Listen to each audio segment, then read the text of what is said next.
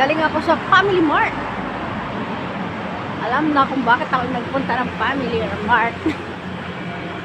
Nagpadala ng pera, nag-reload sa GCash.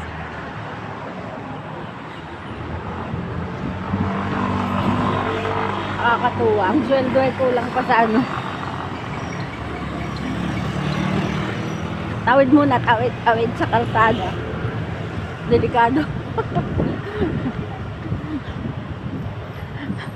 Alam nyo guys, yung kami mga OFW, dumadaan lang yung sweldo sa kamay. Sa dami ng bayarin.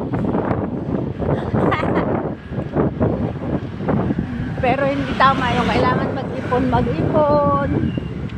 Para pag uwi ay may madukot. Ang pangit yung OFW na walang ipon, kawawa talaga. Pag umuwi ay nakatunganga. Buti na lang ako at may ipon kahit kundi. Nasaan ang ipon?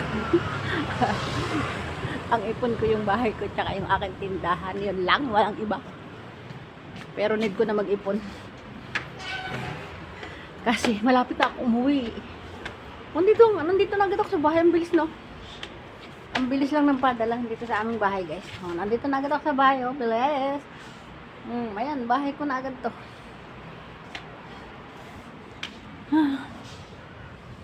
Dito na ako tao.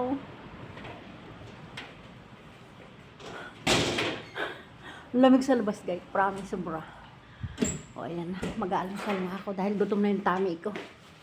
Maraming salamat sa inyong panonood sa aking maikling dula. Ay!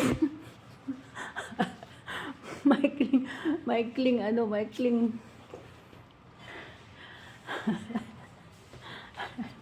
Bye everyone.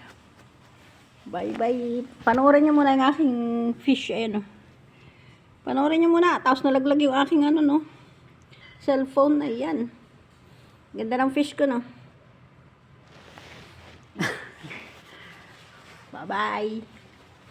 I love you all. Maganda ko. Charot.